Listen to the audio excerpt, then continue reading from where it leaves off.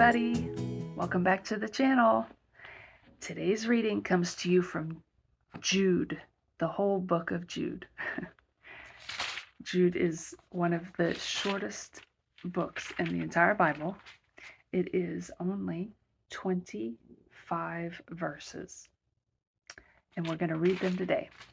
So, open up your Bible. Let's get started. All right, Jude, verse 1. This letter is from Jude, a slave of Jesus Christ and a brother of James. I am writing to all who are called to live in the love of God the Father and the care of Jesus Christ. May you receive more and more of God's mercy, peace, and love. Dearly loved friends, I had been eagerly planning to write to you about the salvation we all share, but now I find that I must write about something else, urging you to defend the truth of the good news.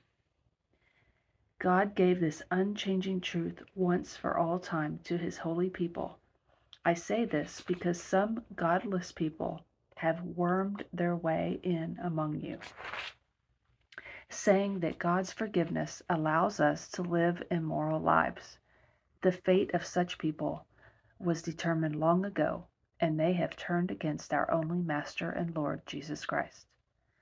I must remind you, and you know it well, that even though the Lord rescued the whole nation of Israel from Egypt, he later destroyed every one of those who did not remain faithful. And I remind you of the angels who did not stay within the limits of authority God gave them, but left the place where they belonged. God has kept them chained in prisons of darkness, waiting for the day of judgment. And don't forget the cities of Sodom and Gomorrah and their neighboring towns, which were filled with sexual immorality and every kind of sexual perversion. Those cities were destroyed by fire, and a warning of the eternal fire that will punish all who are evil.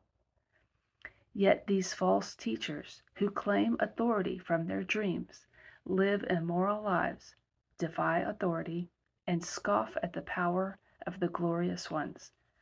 But even Michael, one of the mightiest of the angels, did not dare accuse Satan of blasphemy, but simply said, "The Lord rebuke you."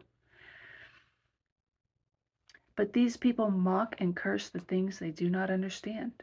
Like animals, they do whatever their instincts tell them, and they bring about their own destruction. How terrible it will be!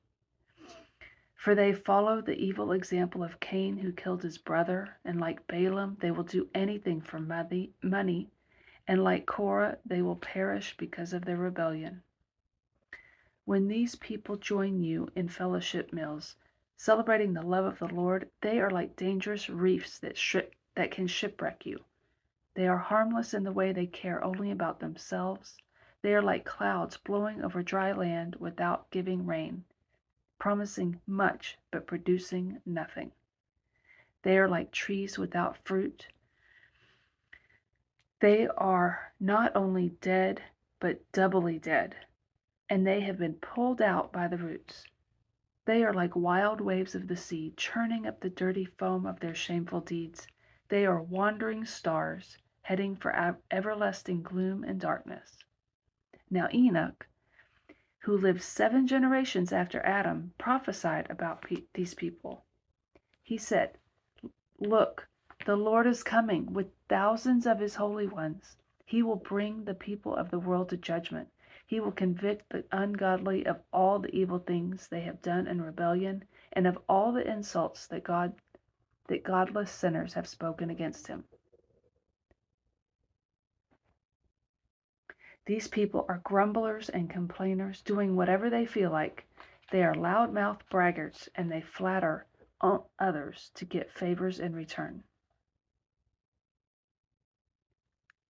Verse 17. This is the takeaway. If you call Jesus your Savior, this is a call to you. But you, my dear friends, must remember what the apostles of our Lord Jesus Christ told you, that in the last times there would be scoffers whose purpose in life is to enjoy themselves in every evil way imaginable. Now they are here, and they are the ones who are creating divisions among you. They live by natural instinct because they do not have God's Spirit in them. But you, dear friends, must continue to build your lives on the foundations of your holy faith and continue to pray as you are directed by the Holy Spirit. Live in such a way that God's love can bless you as you wait for the eternal life that our Lord Jesus Christ, in His mercy, is going to give you. Show mercy to those whose faith is wavering. Rescue others by snatching them from the flames of judgment. There are still others to whom you need to show mercy, but be careful. Be careful that you aren't contaminated by their sins. And now, all glory to God, who is able to keep you from stumbling and who will bring you into His glorious presence, innocence of sin and with great joy. All glory to Him who alone is God our Savior through Jesus Christ our Lord. Yes, glory, majesty, power, and authority belong to Him, in the beginning, now, and forevermore. Amen. This is a call to you. Jude, verses 17 through 25. Let it go deep into your heart, friends. You are called for a purpose. Now is the time. Speak the truth boldly but honestly. Get the truth from His word and do not waver. We are in this fight together.